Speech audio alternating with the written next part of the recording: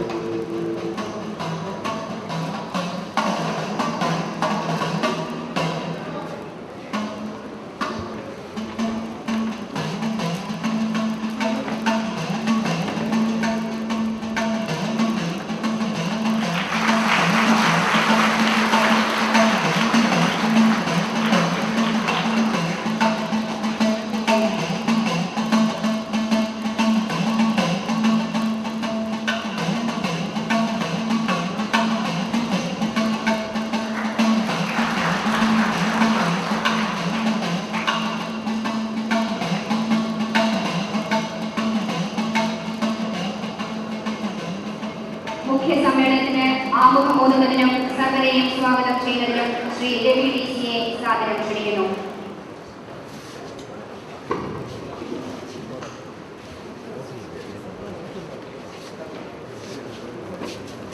ഇത് എന്നെയും എൻ്റെ സഹപ്രവർത്തകരെയും സംബന്ധിച്ചോളം ഒരു ധന്യമുഹൂർത്തമാണ്.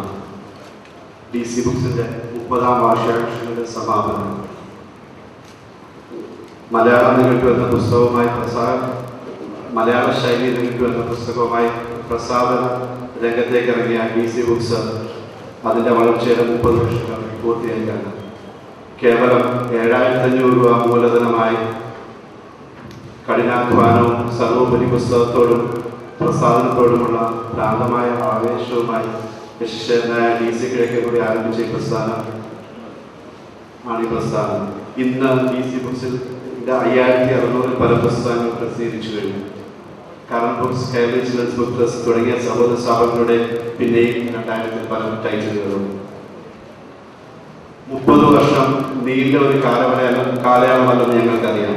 എങ്കിലും ഞങ്ങൾ സഹപ്രവർത്തകരുടെ കൂട്ടായ്മയും സാങ്കേതിക മികവും സാമൂഹ്യ പ്രതിബദ്ധതയും അതിലൂടെയുള്ള ഉന്നത ഗുണനിലവാരവും അതിലുപരി DC ബുക്സ് കുടുംബത്തിലെ അംഗങ്ങളായ എഴുത്തുകാരുടെയും വായനക്കാരുടെയും സഹൃദയരുടെയും അകമഴിഞ്ഞ സഹകരണത്തിലൂടെയാണ് ഈ പ്രസ്ഥാനം ഇത്രയും എത്തി നിൽക്കുന്നത്.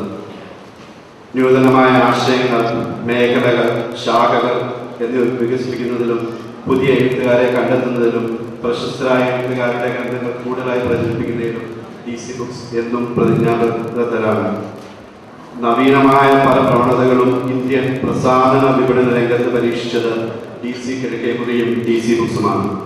ഇന്ത്യൻ ഭാഷകൾ ആദ്യമായി BGP സംവിധാനം കൊണ്ടു ബൃഹത് ഗ്രന്ഥങ്ങൾ സാധാരണക്കാർക്ക് താങ്ങാവുന്ന രീതിയിൽ republication, home library scheme, book ക്ലബുകൾ, ബുക്ക് ഇൻസ്റ്റാൾമെന്റ് സ്കീം, പുസ്തകച്ചത ഇവയെല്ലാം ഇതിൽ ചിലത് മാത്രമാണ്. ഇന്ന് പുസ്തകം മലയാളികളുടെ വീട്ടിലെത്തിക്കുവാൻ, വായനയെ പ്രോത്സാഹിപ്പിക്കുവാൻ അനവധി രീതികൾ DC ബുക്സ് അവലംബിച്ചിട്ടുണ്ട്. ഒട്ടുമിക്ക പട്ടണങ്ങളും പുസ്തകശാലകൾ, വിദേശ മലയാളികൾക്കായി ഓൺലൈൻ ബുക്ക് ഷോപ്പ്, കുട്ടികളുടെ വായനാശീലം വളർത്തുന്നതിനായി വായനാക്കൂട്ടങ്ങൾ, ഇപ്പോൾ ഇതാ പുതിയ പരീക്ഷണമായി VIP കിഡ്സ് എന്ന കുട്ടികളുടെ പുസ്തകശാല. ഏറ്റവും നല്ല ഗ്രാമീണ വായനശാലയ്ക്കുള്ള DC കിഴക്കേമുറി ഫൗണ്ടേഷൻ നൽകുന്ന DC പുരസ്കാരം തുടങ്ങി അനവധി കാര്യങ്ങൾ ഇനിയും ഉണ്ട്. കേരളത്തിൽ എന്നല്ല ഇന്ത്യയിൽ തന്നെ ഒരു പ്രസാദനശാലയ്ക്കും ഇല്ലാത്ത പോലെ 35ഓളം ശാഖകൾ ഞങ്ങളുടെ പുസ്തകങ്ങളുടെ ഫീസ് തീർച്ചയായിട്ടും കൂട്ടുന്നു. ഗ്രന്ഥകർത്താക്കളോടുള്ള ഞങ്ങളുടെ കടമ ഭംഗിയായി നിർവഹിക്കാൻ ഇതുകൊണ്ട് മറ്റാരേക്കാളും നന്നായി ഞങ്ങൾക്ക് കഴിയുന്നു. ഇന്ത്യയിൽ ആദ്യമായ ഒരു പുസ്തക പ്രസാദനശാലയ്ക്ക് ISO അംഗീകാരം കിട്ടിയത് ഞങ്ങൾക്കാണെന്ന് പറയുന്നത് അതിയായ അഭിമാനമുണ്ട്. ഫെഡറേഷൻ ഓഫ് ഇന്ത്യൻ പബ്ലിഷേഴ്സിന്റെ ഇന്ത്യയിൽ ഏറ്റവും കൂടുതൽ അവാർഡ് കിട്ടിയതും കഴിഞ്ഞ കുറേ വർഷമായി ഏറ്റവും കൂടുതൽ എല്ലാ വർഷവും ഏറ്റവും കൂടുതൽ അവാർഡ് കിട്ടുന്നത് DC ബുക്സിന് ആണെന്നുള്ള കാര്യവും അഭിമാനത്തോടുകൂടി ഞാനിവിടെ പ്രസ്താവിക്കട്ടെ. പ്രസ്ഥാനത്തിന്റെ വളർച്ച മാത്രം ലക്ഷ്യമാക്കി പ്രവർത്തിക്കുന്ന ഒരു വലിയ സമൂഹം DC ബുക്സിന് പിൻബലമായി എപ്പോഴും ഉണ്ടെന്നുള്ളത് ഞങ്ങൾക്ക് കൂടുതൽ മുമ്പോട്ട് പോകാൻ ധൈര്യം പകരുന്നു. ഇന്ന് ഇന്ത്യയിൽ അറിയപ്പെടുന്ന 5 പ്രസാധനങ്ങൾ ഒന്നാൻ സാധിച്ചതും കഴിഞ്ഞ കൊല്ലം ഇന്ത്യയിൽ ഏറ്റവും കൂടുതൽ പുസ്തകങ്ങൾ പ്രസിദ്ധീകരിച്ചതും ഇത് കാരണമാണ്. DC ബുക്സിന്റെ 25ാം വാർഷികത്തിനും കറൻ ബുക്സിന്റെ 50ാം വാർഷികത്തിനും പിന്നീട് ഞങ്ങളുടെ എല്ലാ സംരംഭങ്ങളിലും ഞങ്ങളുടെ എഴുത്തുകാരും വായനക്കാരും ശ്രദ്ധേയരും ഞങ്ങളോടൊപ്പം നിന്നിട്ടുണ്ട്. അതെല്ലാം ഈ ഘട്ടത്തിൽ ഞാൻ അവരെ ഓർമ്മിക്കുന്നു. ഇനി ഞാൻ എൻ്റെ കർത്തവ്യത്തിലേക്ക് കടക്കാം. ഇന്ന് മുഖ്യ സമ്മേളനത്തിൽ ഭദ്രദീപം തെളിച്ചത് ഇന്ത്യയുടെ വിദേശകാര്യമന്ത്രി ശ്രീ നദ്വർ സിംഗാണ്. ഈ ചടങ്ങിന് വേണ്ടി മാത്രം കേരളത്തിൽ എത്തിച്ചേർന്ന അദ്ദേഹത്തോട് വലിയ കടപ്പാട്. On behalf of all of us, sir, let me welcome you to this August gathering, sir. ഈ ചടങ്ങിന്റെ അധ്യക്ഷൻ മലയാള Manorama chief editor Shri KM Mathew ആണ്. DC ബുക്സിന്റെ എല്ലാ കാലത്തെയും സുഹൃത്തും അഭിനയകാംക്ഷിയും DC ബുക്സിന്റെ മിക്ക പ്രധാനപ്പെട്ട ചടങ്ങുകളുടെ അധ്യക്ഷനുമായ മാത്തുക്കുട്ടി ചാനെ ഈ ചടങ്ങിലേക്ക് ഞാൻ പ്രത്യേകം സ്വാഗതം ചെയ്യുന്നു. പ്രഥമ DC കിഴക്കേമുറി സ്മാരക പ്രഭാഷണം നടത്തിയത് മുൻ ഇന്ത്യൻ പ്രധാനമന്ത്രി ശ്രീ PV നരസിംഹറാവു ആണ്. ഇപ്പോൾ 6ാമത് DC സ്മാരക പ്രഭാഷണം നടന്നത് ശ്രീ കാഞ്ച ലയ്യാണ്. ഇന്ത്യയുടെ സാമൂഹിക രാഷ്ട്രീയ ജീവിതത്തെക്കുറിച്ചുള്ള വ്യത്യസ്തമായ കാഴ്ചപ്പാടുകൾ ഇന്ന് സജീവമായി കൊണ്ടിരിക്കുമ്പോൾ ശ്രീ കാഞ്ച ലയ്യെ പോലുള്ള ഒരാളിന് കേരളത്തിന് ലഭിക്കുന്ന വ്യക്തവും ദൃഢവുമായ അഭിപ്രായങ്ങളായിരിക്കും ദളിത് രാഷ്ട്രീയത്തെക്കുറിച്ച് ഉണ്ടാകുന്നതെന്നുള്ളതിൽ സംശയമില്ല.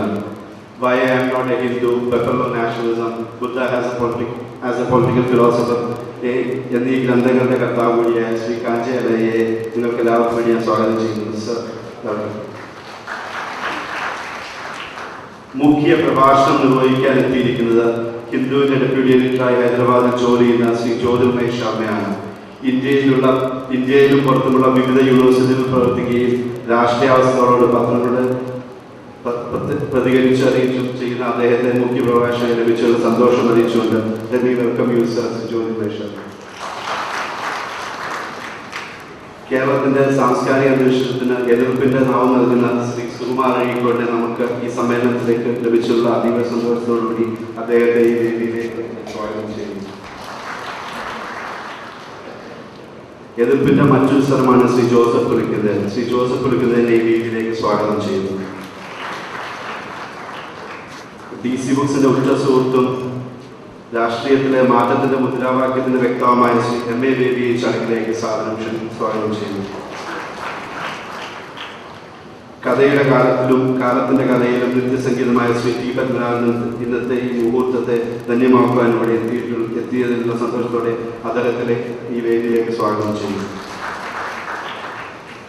മലയാള സാഹിത്യത്തിലെ ഓരോ ശ്വാസങ്ങളെയും ഹൃദയത്തിൽ പേർന്ന കവിയും നിരൂപകനും അധ്യാപകനുമായ ശ്രീ അയ്യപ്പ പണിക്കരെ ഈ വേദിയിലേക്ക് സ്വാഗതം ചെയ്യുന്നു. പ്രശസ്ത സാഹിത്യകാരനായ ഡോക്ടർ പുനത്തിൽ കുഞ്ഞത്തുലാണ് 11 പുസ്തകങ്ങൾ പ്രകാശനം നിർവഹിക്കുന്നത്. അദ്ദേഹത്തെ ഈ വേദിയിലേക്ക് സ്വാഗതം ചെയ്യുന്നു.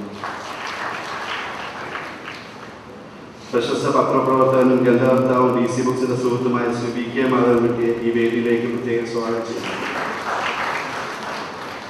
മലയാള നോവലിന്റെ പുതിയ തലമുറയുടെ വ്യക്താവായ ശ്രീ CV ബാലകൃഷ്ണനെ ഈ വേദിയിലേക്ക് നിങ്ങളുടെ എല്ലാവരുടെ പേരിൽ ഞാൻ സ്വാഗതം ചെയ്യുന്നു. DC ബുക്സിന്റെ 25ാം വാർഷികത്തോടനുബന്ധിച്ച് നടന്ന രജത ജൂബിലി നോവൽ മത്സരത്തിൽ 1ാം സമ്മാനം ലഭിച്ച നോവലിസ്റ്റും കഥാകൃത്തുമായ ശ്രീ VJ ജെയിംസ് ഈ വേദിയിലേക്ക് പ്രത്യേകം സ്വാഗതം ചെയ്യുന്നു. മലയാള കവിതയിലെ വിഭിന്ന സ്വരമായ ശ്രീ ബാലചന്ദ്രൻ ചുള്ളിക്കാരനെ, മലയാളത്തിലെ പ്രിയപ്പെട്ട കവയിത്രി ശ്രീമതി വിജയലക്ഷ്മി ഈ വേദിയിലേക്ക് സ്വാഗതം ചെയ്യുന്നു. കുമാരി സുവർണ വാര്യർ പുതിയ തലമുറയുടെ കവയിത്രിയാണ്. സുവർണ ഈ വേദിയിലേക്ക് സ്വാഗതം ചെയ്യുന്നു. കേരളത്തിലെ അക്ഷരസ്തംഭങ്ങളായ എഴുത്തുകാരുടെയും സാംസ്കാരിക പ്രവർത്തകരുടെയും ഒരു നിര തന്നെ ഈ സ്ഥലത്ത് അലങ്കരിക്കുന്നുണ്ട്. അവരുടെ സാന്നിധ്യം കൊണ്ട് തന്നെ ഈ വേദി സമ്പന്നമാക്കുന്നുണ്ട്. മലയാളത്തിൽ പരിചയപ്പെടുത്തേണ്ടതില്ലാത്ത ഇവരെ ആദരവ് സ്വാഗതം ചെയ്യുന്നു. ഈ ചടങ്ങിലേക്ക് എത്തിച്ചേർന്ന് നിങ്ങൾ ഓരോരുത്തർക്കും സ്വാഗതം ചെയ്യുന്നുണ്ട്. നന്ദി, നമസ്കാരം ചെയ്യുന്നു. We cordially invite Honorable External Affairs Minister Shri Natwar Singh for his inaugural speech.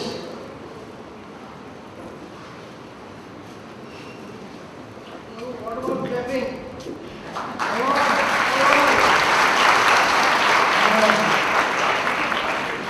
I want to wake you up.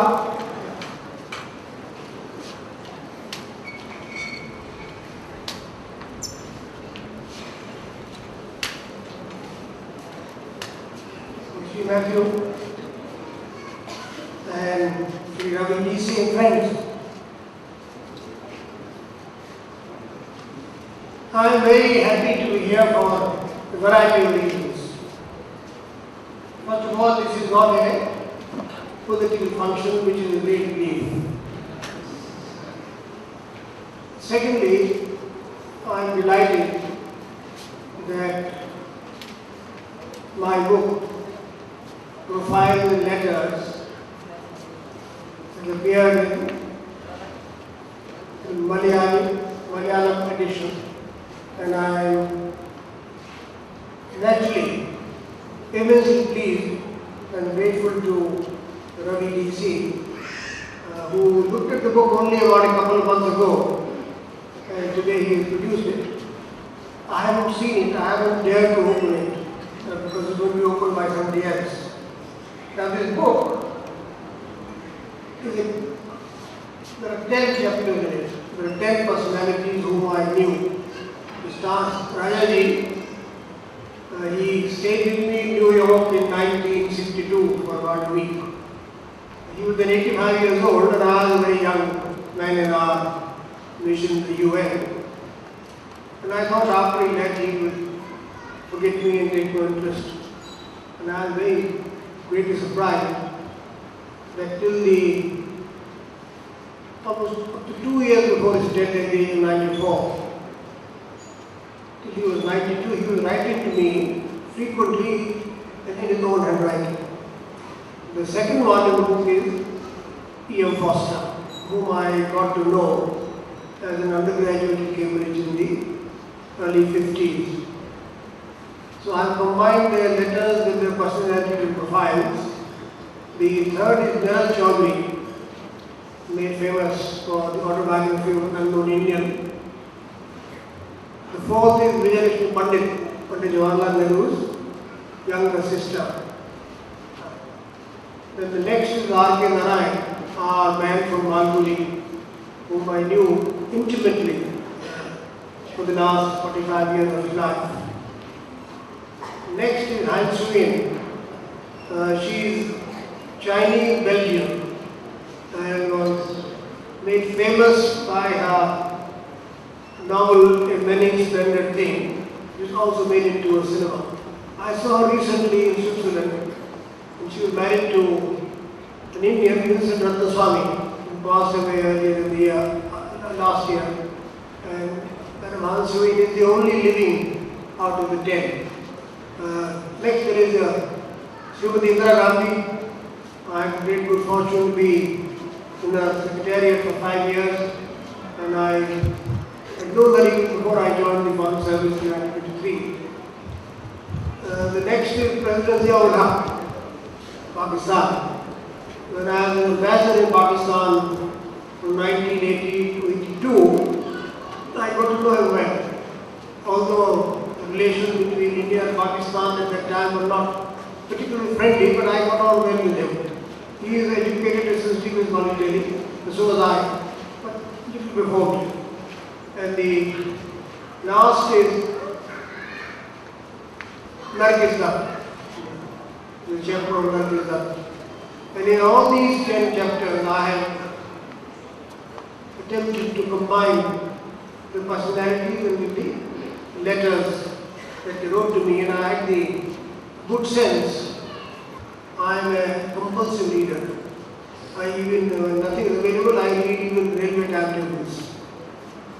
I have over the past 55, 60 years managed to have a personal library of about 10,000 books. I don't claim to have read them all, so many of them are reference books and encyclopedia and dictionary. But a vast number I have, and I try to, even now, for the last 3 months I have been inducted into the Manmohan Singh Ministry as Minister of External Affairs, but still I find time to read, although I am no longer doing my column for Frontline, because once you become a minister, you refuse to do these things regrettably. Now, I have sometimes wondered if it is at all possible to offer a defense of books in a world so preoccupied with trivia, and a time when truth is trampled, virtue derided, and self-restraint is edged out by self-indulgence. It is hence not surprising that accumulation, self-advancement, and terrorism are celebrated.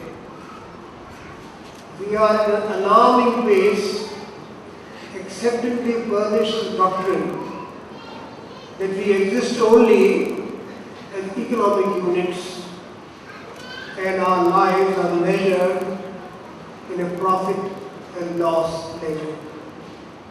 Still, Ireland has sanity, courage, justice to exist, and where the lamp of freedom still shines. But our value system is under siege and under threat. There is no dearth of useless information, no scarcity of worthless knowledge.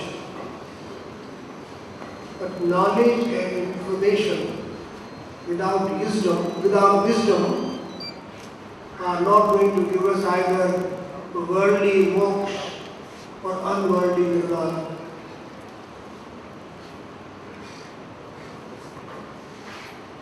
My link with Kerala started 48 years ago when as a young person I traveled through Tractor by car with 2 or 3 of my foreign service colleagues. But the first person from Kerala that I met and got to know was A.K. Damodar, who was in the foreign service with me and is still with us. He's 10 years older than us. I joined the foreign service in 1953. Damu was then 10 years older, but he got to jail during the 42 movement, which was given concession. And the other one was Narayana Menon. He became Director General for India Radio. And we worked together in a book on E.M. Foster that I published in New York. The writer, the one writer that I got to know very well was Takadi Shankar Pillai. And the last time I was here, 8-9 years ago, I went to Takadi's village and spent some time with him. And one of these days I am going to publish his many letters that he wrote to me. In 1962, when I was in New York, I was reviewing books for the New York Times Book Review. And they sent me Jameen, which is being brought out by UNESCO. I had never heard of Takadi Shankar Pillai in 1962. So I reviewed the book in the New York Times. And that was my first link. And when he and I both were given the money, through books you can lead an exciting life of the mind. Whatever else I may claim or may not claim, but I do claim that I have never felt bored in my life. That I only to step into my library and I have the company of some of the greatest minds of history, beginning from our sacred writings to the present day. So please, I'm sure in Kerala I don't have to say this, but in other parts of India I do. But it is important, particularly for people like me in the civil services. I spent 31 years in the foreign service before I joined politics. Most of us stop reading after passing our IAS or IAS examinations. And then we get into a bureaucratic rut and are not open to new ideas. And the wonderful pleasure that literature, great books give to us and enrich our lives. So according to our heritage and the values implicit in it, human beings who are insensitive to Sahitya, Sangeet and Kala, literature, music and art are to be shunned if not despised. As for our inspiring value system, we have the ancient adage, human beings who are without vidya, learning, tapa, penance or religious strategies, dana, charity, munificence, jnana, intuitive knowledge, wisdom, sheel, character, good, virtue, and dharma, that is principle code of conduct, constitute a burden on this earth. Now, none of us wants to be a burden on Mother Earth, so please read a lot of books. And once again, in conclusion, I want to thank you, Sir Matthew, for coming here. Join us at the function, and some of my parliamentary colleagues are here, and I'm delighted to see them. And once again, thank the publishers for bringing out the Malayalam edition of my book. Thank you.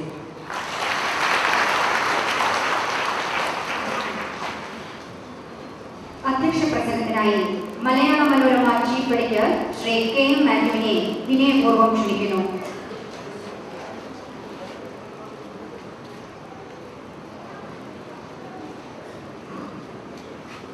Honorable Minister of Foreign Affairs, Sri K. Chattopadhy Singh,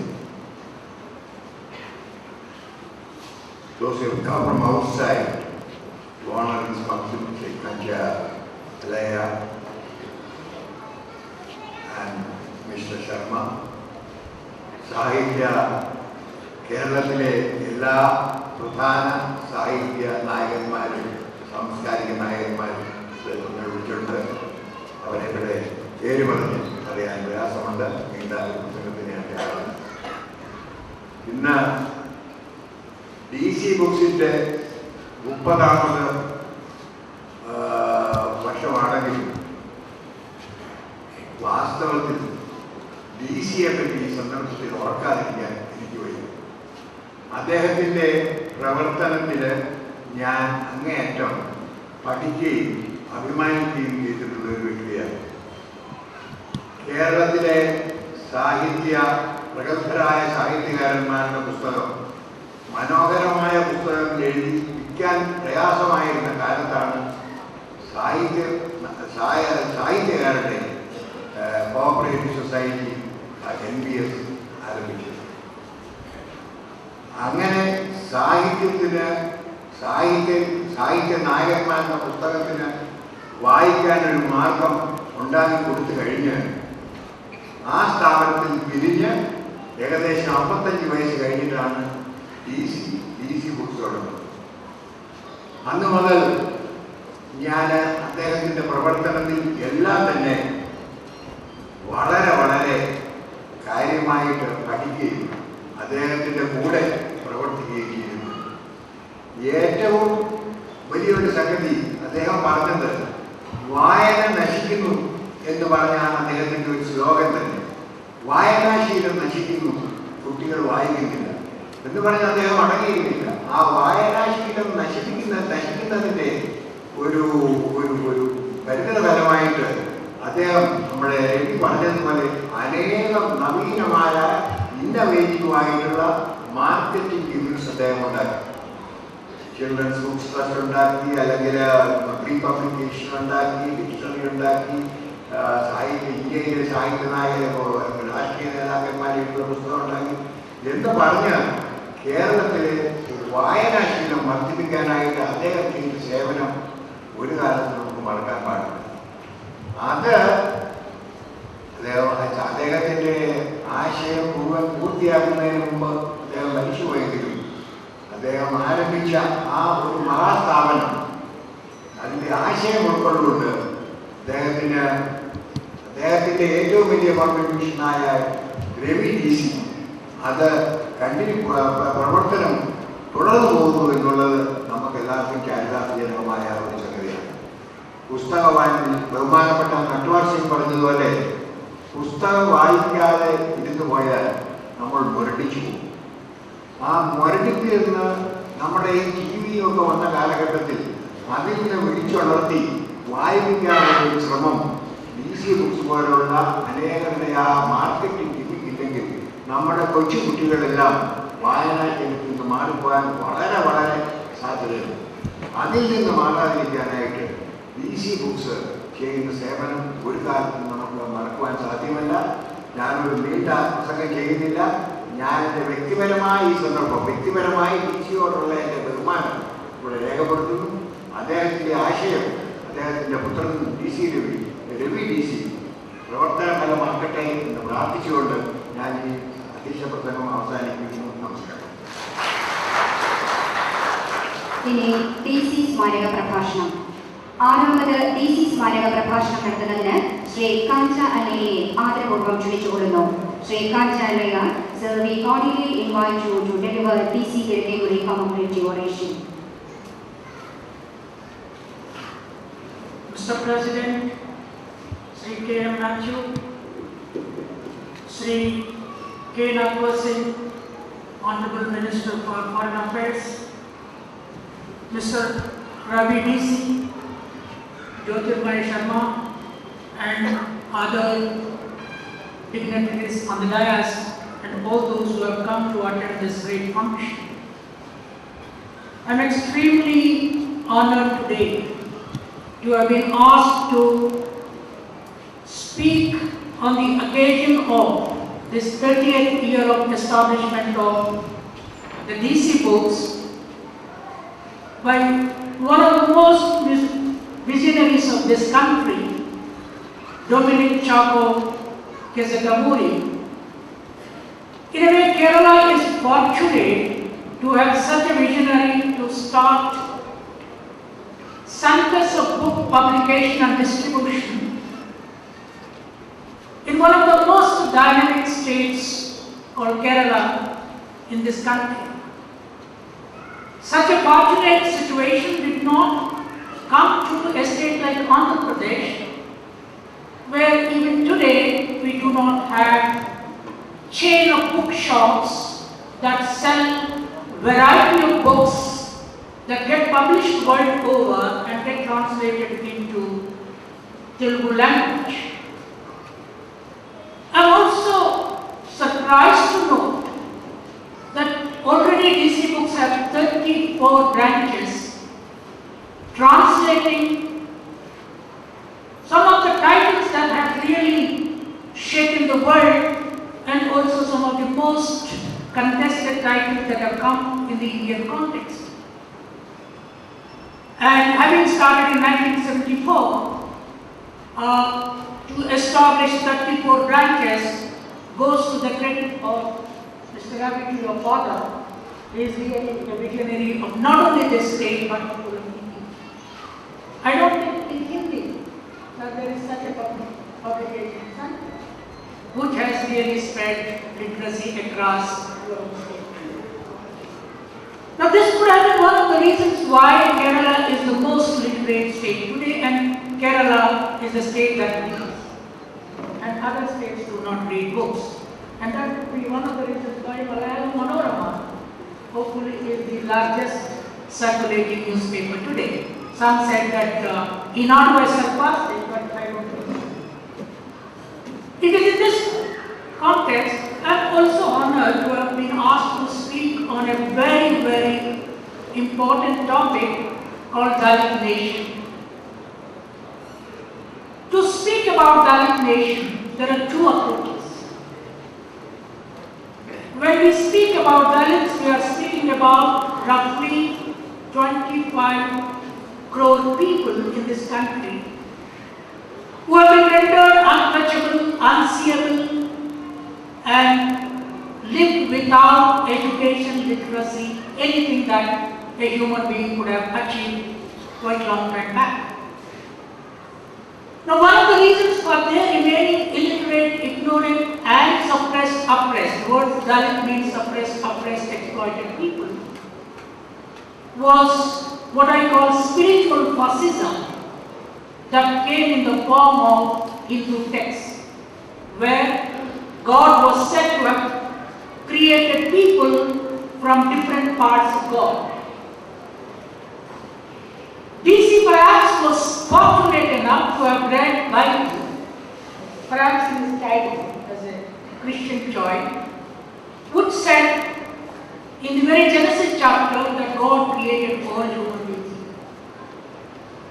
And that would have been the beginning of human thought, that when God creates all human beings equal, men, women, black, white, grey, yellow, whatever the color could be, then the notion of democracy came to the world through that understanding of God. This fortunate situation could not reach Dalits even today. They are not equal in the temple, even though they are being described as Hindus by the Hindutva forces themselves. But we have been demanding Dalit leaders, and I myself come from an OBC background, that if Dalits are Hindus, they should have the right to become Shankaracharya. But that right is not granted even today, by declaration at least. It is in this context that what constitutes Dalit nation. There are two approaches to this. One is whether this nation which constitutes 100 crore people gets Dalitized by abolishing untouchability and caste in all forms or not. If that does not get abolished, we are giving up some jobs to the Dalits, to the tribals, to the backward classes, and giving some ministerial positions through the means of some sort of a reservation in the electoral process. The Honorable Minister is here.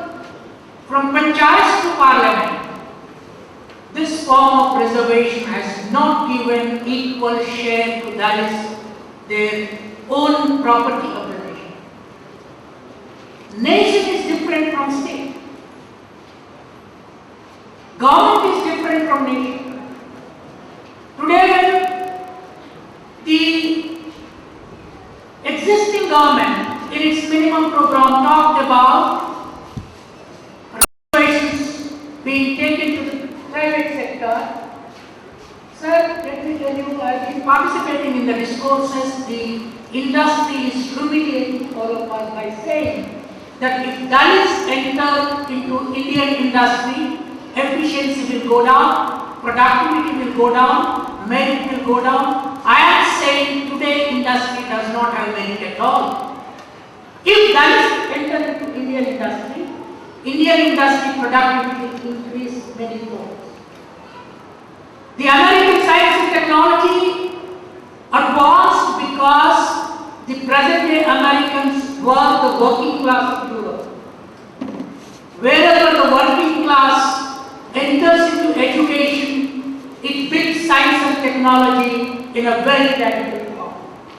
And the absence of Dalits in all spheres of Indian nation, in private sector, in scientific fields, in military, has really kept our efficiency down and down.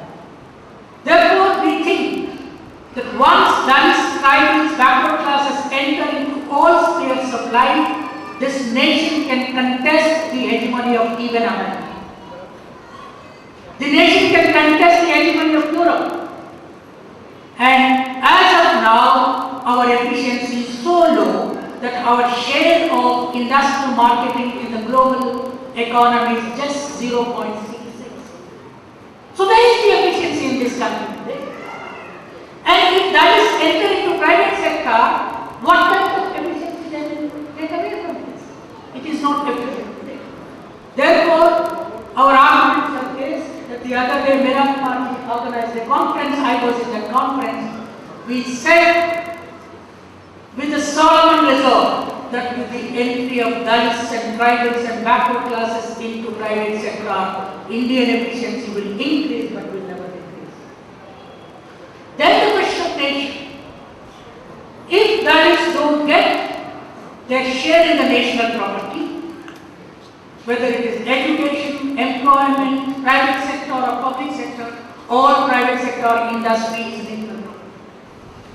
It is no private property of any group.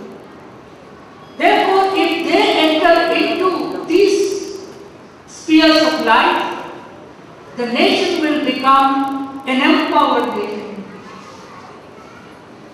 And if that does not take place, I am afraid, as Ambedkar had foreseen, that imagine this, you don't consider backward classes right now. Okay, I agree, I come from a backward class.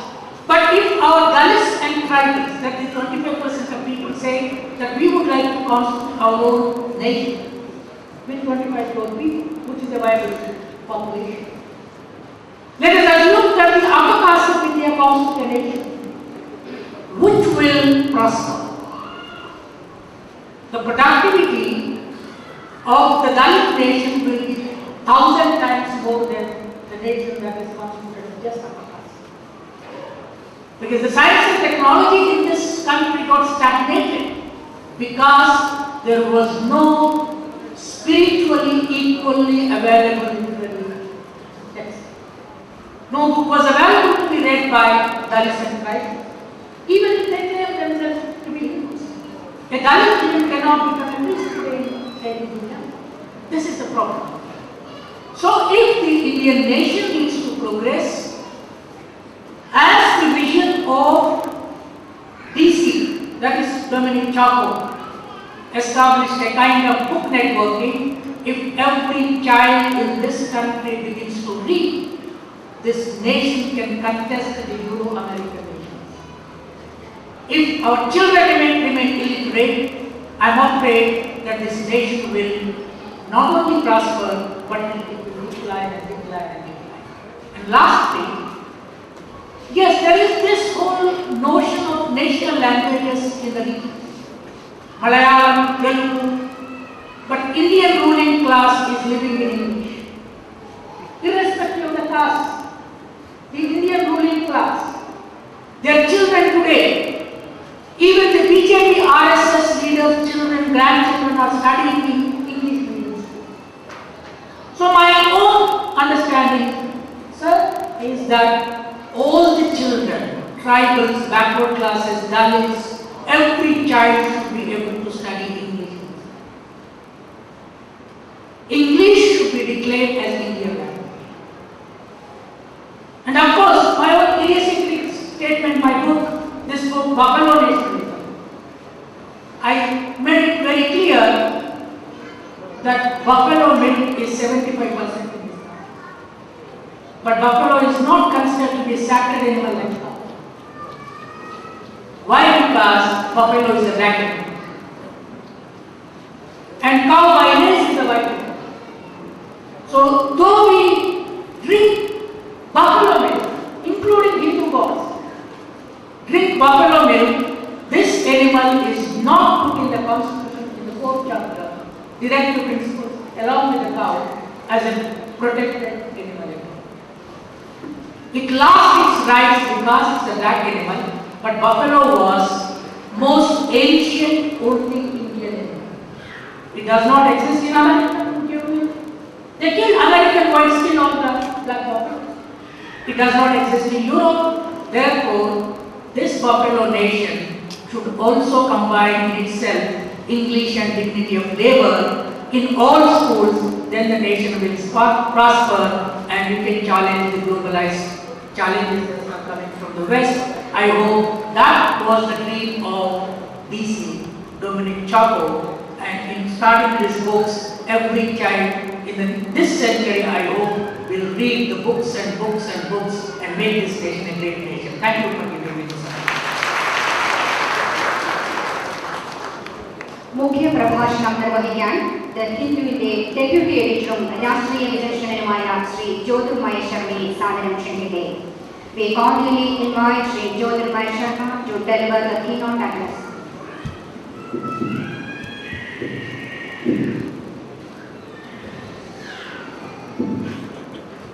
Shri K.M. Mathew, Shri Nandwar Singh, Minister for External Affairs, Mr. Kanchay Leya, Shri Ravi DC, distinguished guests, poets, writers, and friends. It's a very difficult act to follow after Shri Nandwar Singh and Kanchay Leya have spoken. Especially, I think the relevance of the keynote address diminishes after they have spoken. However, I'll try my best to say a few words. The first thing I want to say is how grateful I am to Mr. Ravi DC and DC Books for translating my book, Hindutva, exploring the idea of internationalism, a critique of the politics of Hindutva. I discovered in my interactions with Mr. Ravi DC that he probably is one of the last gentleman publishers in this country. Of course, the definition of a gentleman in this country keeps changing. So it's refreshing to find a gentleman in the conventional sense of the term. And his claims to being a gentleman are enhanced by the fact that he has managed to translate and publish Kanchay Leya and myself, two very notorious characters in the world of letters. Deep gratitude to you. I wouldn't dare to breach protocol. A small word for my translator, B.K. Shivadas. He translated the book, informed me one evening that he was B.K. Shivadas, name didn't ring a bell, at which point he said that in 1988 I briefly taught him at the MS University of Baroda. I'm sure, and this is not false modesty, that he would have got very little from me then. And his translating my book is a Guru Dakshana which far outstrips what I did for him or ever hoped to do. This reminds me of another such a remarkable relationship, not necessarily one of the Guru and Shishya, but a very similar kind of association. And this is the interaction in the great epic Mahabharata between Vyasa and Ganesha. Vyasa goes to Ganesha and says, "Will you be the scribe for my narrative?" And Ganesha says, "Of course I will, provided you fulfill two conditions." Vyasa says, "What are those two conditions?" And Ganesha says, "One, that you shall narrate the entire story without interruption. And secondly, if during the course of your narration, I find that there is even a remote semblance of untruth, I shall stop inscribing the narrative." And Vyasa says, "Perfect, I agree," and they begin writing this great epic. Why I bring to your notice this particular relationship is the fact that it is preoccupied with three major concepts which in the national life we need to look at very seriously. One is the idea of truth, one is the idea of integrity of narrative, and the third is language. It's fashionable these days to speak of everything being relative. Truth is relative, everything is relative, everything is context driven by individual agency and so on and so forth. That's all very well. We need to break old structures, old relationships of power, or what the Marxists call hegemony. But I think in doing that, while it's very important, as a poet said, now I shall look at the sun and I shall look at the sun with new eyes. We need to look at the world with new eyes. We need to even look at something as immutable as the sun with new eyes. But often in our quest for novelty, we need to go back to some fundamental principles, some first principles. And so this great obsession with relativism has prevented us from judging things. It's unfashionable these days to judge things. Judge good from evil, ugly from beautiful. Not in the sense that there is an absolute notion of truth available to us any longer, but at least we must aspire to a notion of the truth. Because the moment one aspires to a notion of the truth, one is assuming responsibility for one's agency, one's actions, one's idea of free will. This brings me to the question of the complete narrative. What is a sound bite to journalism today? Ideology without reflection and thought is to politics. The full story has to be told fully, unambiguously. And if telling the full story, telling the full truth makes you look less of a person and makes your adversary look less diabolical, less evil, less roguelike, so be it. But the full story has to be told. But the full story can only be told when we begin to worship language. I think for me, a dark, diabolical, debilitating ideology like Hindutva succeeds because the attachment that we have to language has ceased to exist. Our ability to infuse our commonplace words, our ordinary words, with life, with meaning, with purpose. When liberals like me or secularists, well-meaning secularists today talk about their own ideology, they are often not conscious of the fact that they use the same terminology, they use the same lexicon that proponents of Hindutva use. We have even not been able to come up with the emotive or ideological or philosophical alternative to Hindutva in terms of finding a word for its opposite. I think distinguished poets and writers here, my appeal to them is that I think if an intolerant ideology has to be defeated, it is at the juncture where language begins to make inroads into fighting an adversary, which is quite diabolical. The question of language brings me to my last point.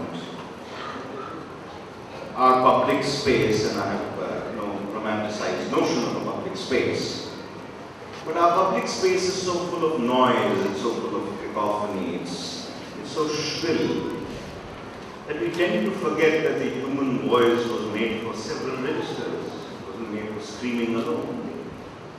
There's a whole lot of screaming incantations and so on and so forth. I think it's extremely important that whatever we articulate be expressed in quiet, precise speech. And by quiet, I'm not remotely suggesting silence. People often mistake the idea of being quiet with that of silence. Nobody is saying that you must be silent about injustice to Dalits or the communal frenzy that has gripped Gujarat or so on and so forth. But I think the codes of articulation, and not merely in terms of the language we use, but the tones we use, I think are extremely important. And then this great tragedy that has gripped us, namely Hindutva. We will be able to match and defeat this ideology of intolerance if we do not match the decibel levels of the adversary day in and day out. Rather, we should start listening to each other more often. But that will happen only when we stop screaming. So I think DC Books today, this evening, has given us an opportunity, perhaps a rare opportunity, where people who I believe are all on the same side of the fence have an opportunity to quietly listen to each other. I don't suggest we are silent, we are vocal, but trying to listen to each other so that we can begin a conversation which will go on and on and on. Thank you. DC ബുക്സിന്റെ 30ാം വാർഷികം ആഘോഷിക്കുന്ന ഇന്ന് August 30-ന് 30 പുസ്തകങ്ങളും 3 പ്രത്യേക പുസ്തകങ്ങളും പ്രകാശിപ്പിക്കപ്പെടുകയാണ്. ഇക്കഴിഞ്ഞ July 2-ന് എതിർപ്പിന്റെ തത്വസംഹിതകളായ കുറെ കഥകൾ ബാക്കി വെച്ച് നമ്മെ വിട്ടുപിരിഞ്ഞ മലയാളത്തിലെ നവോത്ഥാന കഥാകാരന്മാരിൽ പ്രമുഖനായ പൊൻകുന്നം വർഗിയുടെ സ്മരണാർത്ഥം അദ്ദേഹത്തിന്റെ കഥകളുടെ സമാഹാരം പ്രസിദ്ധീകരിക്കുന്നു. ശ്രീ ജോസഫ് പുലിക്കുന്നേൽ പ്രകാശനം നിർവഹിച്ചുകൊണ്ട് പൊൻകുന്നം വർഗി അനുസ്മരണ പ്രഭാഷണം നടത്തുന്നു. പുസ്തകം ഏറ്റുവാങ്ങുന്നത് ശ്രീ M.A. ബേബി. ഇരുവരെയും സാദരം ക്ഷണിക്കുന്നു.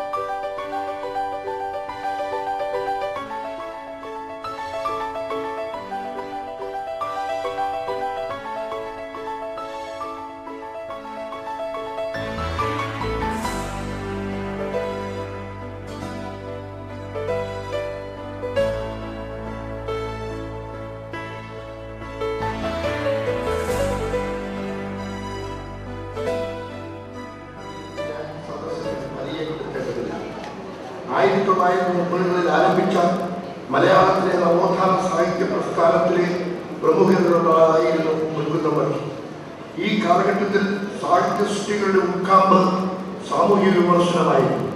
രാജഭരണം അരക്കിട്ടുറപ്പിച്ച സമൂഹ വ്യവസ്ഥയെ വിമർശന വിധേയമാക്കിയപ്പോൾ രാജഭരണത്തിൽ തന്നെ അവർക്ക് വിമർശിക്കേണ്ടി വന്നു. രാജഭരണ സംവിധാനത്തെ പൊൻകുന്നമർക്കി തന്റെ തൂലികാധാരണത്തിന് വിധേയമാക്കി. അതിൽ അദ്ദേഹം ജയിലടയ്ക്കപ്പെട്ടു. രാജകീയ ഭരണം അവസാനിച്ചതിനു ശേഷം ജനകീയ ഭരണക്രമത്തിൽ പൊൻകുന്നമർക്കി സ്വീകാര്യനായി. മാത്രമല്ല ഭരണകൂടം അദ്ദേഹത്തെ അംഗീകരിക്കുകയും ആദരിക്കുകയും ചെയ്തു. പൊൻകുന്നമർക്കിയുടെ തൂലികാധാരണത്തിന് വിധേയമായ മറ്റൊരു അധികാര ശക്തി അദ്ദേഹം ജനിച്ചു വളർന്ന കത്തോലിക്ക മതാധികാര വ്യവസ്ഥയായിരുന്നു. ആ അധികാര വ്യവസ്ഥ പൊൻകുന്നമർക്കിയെ എന്ന സാഹിത്യകാരനെ മരണം വരെ അംഗീകരിച്ചില്ല. അദ്ദേഹത്തിന്റെ മൃതദേഹത്തിന് സെമിത്തേരിയിൽ 6 അടി മണ്ണ് നൽകാൻ പള്ളി തയ്യാറായെങ്കിലും അദ്ദേഹത്തിന്റെ ആശയങ്ങളെയും വിമർശനങ്ങളെയും അംഗീകരിക്കാൻ പള്ളി ഒരിക്കലും സന്നദ്ധമായിരുന്നില്ല. O. ചന്ദ്രമേനോൻ ഇന്ദിരാജിയിൽ അപഹസിച്ച ഹൈന്ദവ സമൂഹത്തിലെ നമ്പൂതിരി ആധിപത്യവും അതിലെ അപഹാസ്യതയും ആ സമൂഹത്തെ ചിന്തിപ്പിക്കുകയും ധനാത്മകമായി പ്രതികരിക്കുന്നതിന് ആ സമൂഹത്തെ പ്രേരിപ്പിക്കുകയും ചെയ്തു. വൈക്കം മുഹമ്മദ് ബഷീറും മുസ്ലിം സമുദായത്തിലെ അനാചാരങ്ങളെ വിമർശന വിധേയമാക്കി. അവർക്കാർക്കും ആജീവനാന്തം സ്വന്തം സമുദായത്തിൽ നിന്നും ഇത്രയേറെ എതിർപ്പ് നേരിടേണ്ടി വന്നില്ല. സർഗാത്മക സാഹിത്യകാരന്മാരുടെ സൃഷ്ടികൾ സമൂഹത്തിൽ വിക്ഷേപിക്കുന്നത് ആശയസേനാവ്യൂഹത്തെയാണ്. ഈ ആശയസേനാവ്യൂഹം സമൂഹത്തിനുള്ളിലെ ജീർണതകളെ അടർക്കളത്തിൽ തുടച്ചു മാറ്റും. ഇന്ന് നാം ജീവിക്കുന്ന പുത്തൻ സമൂഹത്തിന്റെ സ്രഷ്ടാക്കൾ ഇന്നലകളിൽ നിലനിന്ന സമൂഹ ജീർണതയ്ക്കെതിരെ ആശയസമരം നടത്തിയ സർഗധരനായ സാഹിത്യകാരന്മാരായി. അവർ സ്വന്തം നട്ടല് വില്ലാക്കിയവരുമായി. രാഷ്ട്രശക്തിക്കെതിരെയും താൻ ജനിച്ചു വളർന്ന കത്തോലിക്ക സമുദായത്തിലെ ജീർണതയ്ക്കെതിരെയും തന്റെ നട്ടലിനെ വില്ലാക്കി അക്ഷരശരങ്ങൾ അവിരാമം വർഷിച്ച ശ്രീ പൊൻകുന്നമർക്കി അനുഭവിച്ച പീഡനം മലയാള സർഗ സാഹിത്യകാരന്മാരിൽ ആർക്കും അനുഭവിക്കേണ്ടി വന്നിട്ടില്ല. സ്വദേശാഭിമാനി രാമകൃഷ്ണപിള്ളയെ മറന്നുകൊണ്ടല്ല ഞാനിത് പറയുന്നത്. അദ്ദേഹം ഒരു സർഗ സാഹിത്യകാരനായിരുന്നില്ലല്ലോ. അക്ഷരം കൂട്ടി വായിക്കാറായ പ്രായത്തിൽ മലയാള മനോരമ ആഴ്ചപതിപ്പിൽ പ്രസിദ്ധീകരിച്ച വിദ്വാൻ പൊൻകുന്നംവർക്കിയുടെ ഭിക്ഷാക്കാരൻ എന്ന കഥയിലെ ആദ്യ വാചകം ഇന്നും ഞാൻ ഓർക്കുന്നു. കഴുതയെ ചുമക്കാറില്ല, മനുഷ്യൻ മനുഷ്യനെ ചുമക്കുന്നു. മനുഷ്യനെ കൊണ്ട് മനുഷ്യനെ ചുമപ്പിക്കുന്ന സാമൂഹ്യ വ്യവസ്ഥ അത് രാഷ്ട്രവ്യവസ്ഥയായാലും മതവ്യവസ്ഥയായാലും അതിനെതിരെയുണ്ടായിരുന്നു പൊൻകുന്നമർക്കിയുടെ സർഗചേതന ഇരമ്പിയടിച്ചത്. പൊൻകുന്നമർക്കിയുടെ കഥാസമാഹാരം പ്രകാശിപ്പിക്കാൻ കിട്ടിയ ഈ അവസരം എന്റെ കർത്തവ്യവും ഭാഗ്യവുമായി ഞാൻ കരുതുന്നു. നന്ദി. എതിർപ്പിന്റെ കഥാകാരന്റെ കഥകൾ ഏറ്റുവാങ്ങിയ രാഷ്ട്രീയ സാംസ്കാരിക മണ്ഡലങ്ങളിൽ എതിർപ്പിന്റെ ശബ്ദമായി മാറിയ ശ്രീ M. A. ബേബിയെ പ്രസംഗിക്കുന്നതിനായി സാദരം ക്ഷണിക്കുന്നു. വേദിയിലും സദസ്സിലുമുള്ള ബഹുമാന്യരെ, ഈ സന്ദർഭത്തിൽ കൂടുതൽ എന്തെങ്കിലും സംസാരിക്കേണ്ട ആവശ്യമില്ല. അധ്യക്ഷ പ്രസംഗം, ഉദ്ഘാടന പ്രസംഗം, മുഖ്യ പ്രഭാഷണം, ആധാര പ്രഭാഷണം ഇതെല്ലാം നടന്നു കഴിഞ്ഞിരിക്കുകയാണ്. പുസ്തക പ്രകാശനത്തിനെങ്കിൽ പ്രകാശിപ്പിക്കാൻ വിളിച്ചാൽ പോകാൻ എനിക്കെതിരെ വിമുഖതയുണ്ട്. പുസ്തകം ഏറ്റുവാങ്ങാൻ ക്ഷണിച്ചാൽ എവിടെയും ഞാൻ പോകും. കാരണം ഒരു പുസ്തകം സൗജന്യമായി കിട്ടുന്ന ഒരു പരിപാടിയാണ് അത്. ആ അർത്ഥത്തിലാണ്. പക്ഷെ അതിലേറെ നിങ്ങൾക്കറിയാം, ഈ എൻ്റെ കൈകളിലിരിക്കുന്ന ഈ പുസ്തകം ഒരു കാലഘട്ടത്തിൻ്റെ ജീവിതമാണ്, ഒരു കാലഘട്ടത്തിൻ്റെ എതിർപ്പാണ്, ഒരു കാലഘട്ടത്തിൻ്റെ ശോഭമാണ്. വൈക്കം മുഹമ്മദ് ബഷീറും പൊൻകുന്നമർക്കിയും തകഴിയും കേശവദേവനെല്ലാം അടങ്ങുന്ന കാലഘട്ടം അവരുടെ ജീവിതത്തിൻ്റെ ഭാഗമായി, അവരുടെ സമരത്തിൻ്റെ ഭാഗമായിട്ടാണ് രചനകൾ നിർവഹിച്ചത്. അവർ ജീവിതം കൊണ്ട് സമരം ചെയ്തതാണ്, അവർ തങ്ങളുടെ രചനകൾ കൊണ്ട് സമരം ചെയ്തതാണ്. യഥാർത്ഥത്തിൽ രണ്ടും ഒന്നാണ്. അവരുടെ രചനകൾ അവരുടെ ജീവിതം തന്നെയായി. ഈ കാലഘട്ടത്തിൽ ഇതെല്ലാം ഓർക്കുന്നത് വളരെയധികം പ്രസക്തമാണ്. കാരണം സ്വന്തം വാക്കുകളും സ്വന്തം പ്രവൃത്തിയും തമ്മിൽ അകലം വർദ്ധിച്ചുകൊണ്ടിരിക്കുന്ന ഒരു കാലഘട്ടത്തിൽ ജീവിതത്തിൻ്റെ അവസാന നിമിഷം വരെ, അവസാന ശ്വാസം വരെ തൻ്റെ വിശ്വാസ പ്രമാണങ്ങൾ, അത് വളരെ വിപ്ലവകരമായ വിശ്വാസ പ്രമാണങ്ങളാണ്, പ്രാവർത്തികമാക്കാൻ വളരെ ബുദ്ധിമുട്ടുള്ള വിശ്വാസ പ്രമാണങ്ങളാണ്. അവ മുറുകെ പിടിച്ചുകൊണ്ട് ജീവിക്കുകയും ജീവിതത്തെ അന്ത്യശ്വാസം വരെ ഒരു പോരാട്ടമാക്കി മാറ്റുകയും ചെയ്ത അന്യാദൃശ്യമായ ഒരു വ്യക്തിത്വമാണ് പൊൻകുന്നമർക്കിയുടേത് നമുക്കറിയാം. അദ്ദേഹം ബ്രിട്ടീഷ് സാമ്രാജ്യത്തോട് തന്നെ രചനകൾ കൊണ്ട് പൊരുതി രാജവാഴ്ചയോട് പൊരുതി. ഭരണകൂടവുമായി ഏറ്റുമുട്ടുക എന്നത് നിസ്സാരമായ ഒരു കാര്യമല്ല. ജനാധിപത്യത്തിൻ്റെതായ കാലഘട്ടത്തിലും ഭരണാധികാരവുമായി പൊരുത്തപ്പെടാൻ അദ്ദേഹം ഒരിക്കലും മുതിർന്നില്ല എന്നത് നമുക്ക് മറക്കാൻ കഴിയില്ല. ഭരണകൂടം നമ്മുടെ സമൂഹത്തിൽ എത്ര വലിയൊരു മർദ്ദക ഉപകരണമാണോ അതുപോലെ നമ്മുടെ സമൂഹത്തിൽ ഒരു മർദ്ദക ഉപകരണമാണ് യാഥാസ്ഥിതിക മതം. യാഥാസ്ഥിതിക മതത്തിനെതിരായി അദ്ദേഹം പൊരുതി അവസാന ശ്വാസം വരെ എന്ന് നമുക്കറിയാം. ഇത് മാത്രമല്ല, അദൃശ്യമായ ഒരുപാട് പ്രതിബന്ധങ്ങൾ നമ്മുടെ ജീവിതത്തിലുണ്ട്. നമ്മുടെ കുടുംബ ബന്ധങ്ങൾ പലപ്പോഴും വലിയൊരു പ്രതിബന്ധമാകാം. നമ്മുടെ വിശ്വാസ പ്രമാണങ്ങളും നമ്മുടെ കുടുംബാംഗങ്ങളുടെ വിശ്വാസ പ്രമാണങ്ങളും തമ്മിൽ ഏറ്റുമുട്ടലുണ്ടാകും. പലപ്പോഴും വിശേഷിച്ച് ജീവിതത്തിന്റെ സായാഹ്ന ഘട്ടത്തിൽ യൗവനകാലത്തെയും മറ്റും വിപ്ലവോന്മുഖമായ നിലപാടുകളും മറ്റും മാറ്റിവെച്ചുകൊണ്ട് ജീവിതത്തിന്റെ സായാഹ്നത്തിനെങ്കിലും വീട്ടുകാരെ തൃപ്തിപ്പെടുത്താം, അവരുടെ ഇഷ്ടത്തിനൊത്ത് ജീവിക്കാം എന്ന് വിചാരിക്കാറുണ്ട്. പക്ഷെ ഇവിടെയാണ് കുടുംബം വർക്കി വ്യത്യസ്തരാക്കിയത്. അദ്ദേഹം ഒന്നുമായി വിട്ടുവീഴ്ച ചെയ്യാൻ അവസാന ശ്വാസം വരെ തയ്യാറായിട്ടില്ല. ആ ജീവിതവും രചനകളും അന്ധകാരാളമായി കൊണ്ടിരിക്കുന്ന ഈ കാലഘട്ടത്തിന് ചൂടും വെളിച്ചവും നൽകുന്നു എന്ന് മാത്രം പറഞ്ഞുകൊണ്ട് ഞാൻ വാക്ക് സ്മരിക്കുന്നു. ശ്രീ നട്വർ സിംഗിന്റെ പ്രൊഫൈൽസ് ആൻഡ് ലെറ്റേഴ്സിന്റെ വിവർത്തനമായ വ്യക്തിത്വ വിശകലനങ്ങൾ എന്നതിനെ പ്രകാശിപ്പിക്കുന്നതിനായി ശ്രീ സുകുമാർ അഴീക്കോടിനെയും ഏറ്റുവാങ്ങുന്നതിനായി മാതൃഭൂമി ഡൽഹി ബ്യൂറോയുടെ തലവൻ ശ്രീ പി കെ മാധവൻകുട്ടിയെയും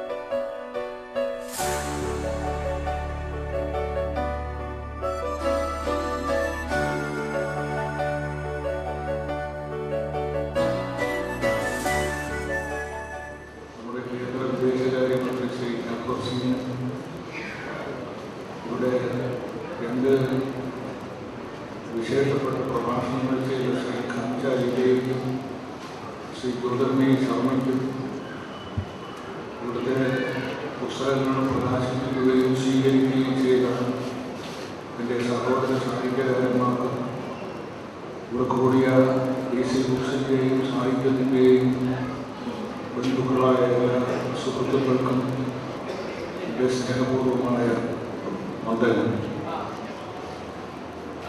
ഇവിടെ ഇപ്പോൾ ശ്രീ നട്വർ സിംഗിൻ്റെ പ്രൊഫൈൽസ് ആൻഡ് ലെറ്റേഴ്സ് എന്ന പുസ്തകത്തിൻ്റെ ശ്രീമതി CU ജോർജ് മലയാളത്തിൽ നടത്തിയ വിവർത്തനം വ്യക്തിത്വ വിശകലനങ്ങൾ എന്ന പുസ്തകം പ്രകാശിപ്പിച്ചപ്പോൾ ഇവിടെ നിങ്ങൾ 4 പേരും തിരഞ്ഞു നിൽക്കുന്നത് കാണുകയുണ്ടായിരുന്നു. അതിൽ ശ്രീ മാധവൻകുട്ടിയെയും ശ്രീ നട്വർ സിംഗിനെയും ഞാൻ ഇതുപോലെ ഒരു 50 കൊല്ലം മുമ്പ് ഡൽഹിയിൽ വെച്ച് പരിചയപ്പെട്ട സന്ദർഭം ഞാൻ ഓർമ്മിക്കുകയാണ്. ശ്രീ നട്വർ സിംഗ് ആ സംഭവം ഇപ്പോൾ ഓർക്കുന്നതായി പറയുകയും ചെയ്തു.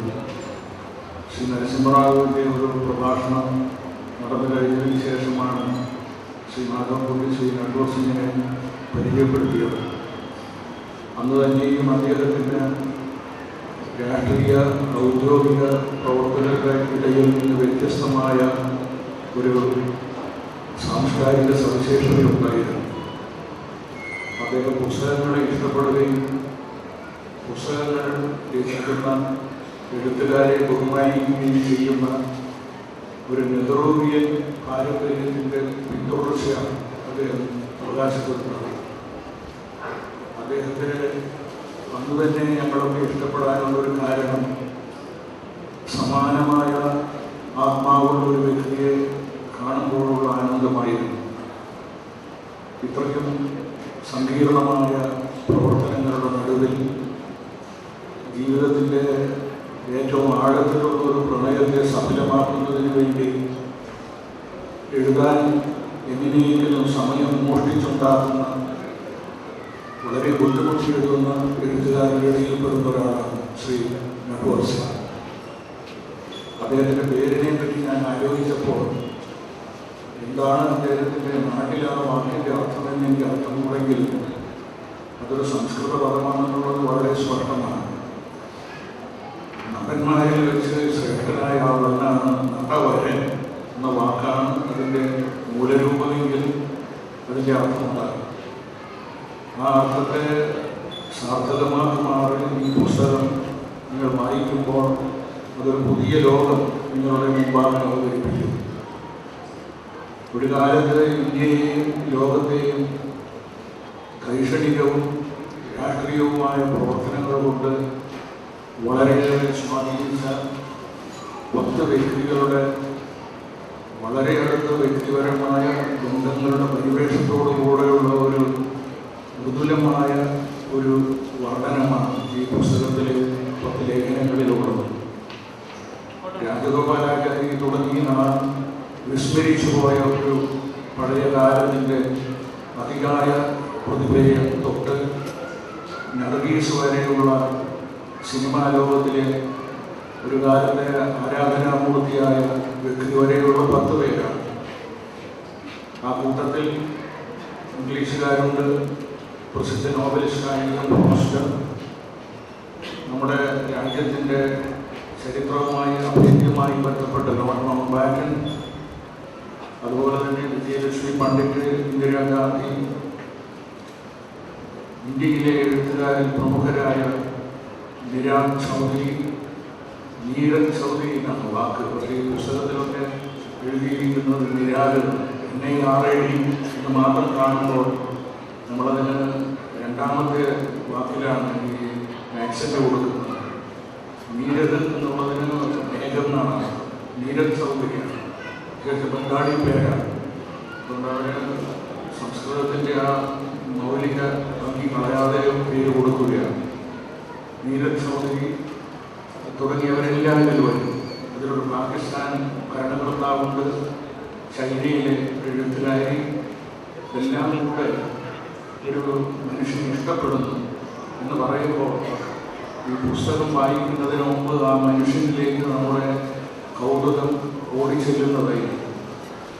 ഞാനിപ്പോൾ അദ്ദേഹത്തിൻ്റെ വിദേശകാര്യമന്ത്രി സ്ഥാനത്തെ ഒക്കെ മാറ്റി നിർത്തി എഴുത്തുകാരായ നമ്മുടെ ഇടയിൽ നിന്ന് വന്നിരിക്കുമ്പോൾ തീർച്ചയായും അദ്ദേഹത്തിന് ഏറ്റവും വലിയ കൃതാർത്ഥതയും സന്തോഷവും ഈ എഴുത്തുകാരുടെ കൂട്ടത്തിലുള്ള ആ ജീവിതമായിരിക്കും കൊടുക്കുക എന്ന് ഞാൻ വിചാരിക്കുന്നു.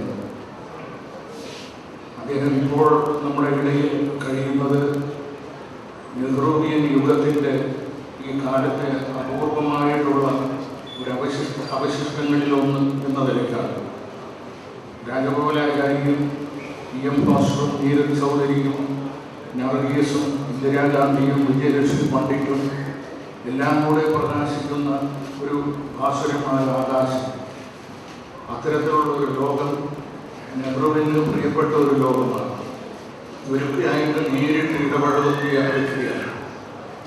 അവരുടെ കത്തുകൾ അദ്ദേഹം ചെറിയ ഭാഗങ്ങൾ പ്രകാശിപ്പിക്കുന്നു. ആ കത്തുകൾ ആധികാരികത, ഓതൻറ്റിസിറ്റി എന്നത് നമ്മൾ പറയും. പക്ഷെ അത് മനുഷ്യബന്ധത്തിൻ്റെ ഏറ്റവും പവിത്രമായ ഒരു അംശമാണ് അദ്ദേഹം ഈ കത്തുകളിലൂടെ അവതരിപ്പിക്കുന്നത്. അതുകൊണ്ട് DC ബുക്സ് ഈ പുസ്തകത്തിൻ്റെ പ്രാധാന്യം, വർത്തമാനകാല പ്രസക്തി മനസ്സിലാക്കിയിട്ട് അത് മലയാളികൾ തരാൻ വേണ്ടി മുന്നോട്ട് വരികയാണ്. ഞാനിവിടെ 2 വാക്ക് DC ബുക്സിനെ കുറിച്ചും കൂടെ പറഞ്ഞുകൊള്ളട്ടെ. ഈ പുസ്തകം നമ്മുടെ വിദേശകാര്യമന്ത്രി പ്രസിദ്ധീകരിച്ചപ്പോൾ അതിൻ്റെ ഇന്ത്യയുടെ വിശാലതയിൽ അതിനുള്ള സ്ഥാനം മനസ്സിലാക്കി കേരളത്തിന് അത് സമ്മാനിക്കാൻ മുതിർന്ന രവി DC-യുടെ സ്വഭാവം, അദ്ദേഹത്തിൻ്റെ യശസ്കരനായ പിതാവിൻ്റെ സ്വഭാവത്തിൻ്റെ തുടർച്ച തന്നെയാണ് എന്ന് കാണുന്നതിൽ ഞങ്ങളെല്ലാം സന്തോഷിക്കുന്നു. DC-യുടെ സ്വഭാവത്തിലുള്ള ഏറ്റവും വലിയ നമ്മളൊക്കെ ബഹുമാനിക്കുന്ന ഒരു ഘടകം സാഹിത്യത്തിൻ്റെ ലോകത്തിൽ എന്താണ് ഏറ്റവും ജനങ്ങളെ ആഹ്ലാദിപ്പിക്കുന്ന ഒരു പുതിയ സംഭവം അത് മനസ്സിലാക്കി മലയാളിക്ക് അത് ഉടനെ പകർന്നു തരാൻ ശ്രമിക്കുന്നു എന്നതാണ്. അത് ജാഗരൂകതയാണ്. ഇന്ത്യക്കാരന് നഷ്ടപ്പെട്ടുകൊണ്ടിരിക്കുന്ന ഒരു സ്വഭാവമാണ് ഈ അലർട്ട്നെസ് എന്നുള്ളത്. സംഭവം കഴിഞ്ഞ് വളരെ കഴിയുമ്പോൾ കണ്ണു തുറക്കുന്ന ജാമ്പവാന്റെ പൈതൃകമാണ് നമ്മൾ പൊതുവിൽ സ്വീകരിക്കുന്നത്. ഒരു പട്ടി ഒരു ചെറിയ ഈച്ച പറക്കുമ്പോൾ കണ്ണു തുറക്കുന്നതിൽ അടങ്ങിയ ഒരു ജാഗരൂകതയുണ്ട്. ആ ജാഗരൂകത നമുക്ക് ഒളിമ്പിക്സിൽ മാത്രമല്ല രാഷ്ട്രീയത്തിൽ ഉടനീളം നഷ്ടപ്പെട്ടുകൊണ്ടിരിക്കുന്ന ഒരു കാലമാണ്. രവി DC ഈ ഗ്രന്ഥ വ്യവസായത്തിലൂടെ വിജയിക്കുന്നുണ്ടെങ്കിൽ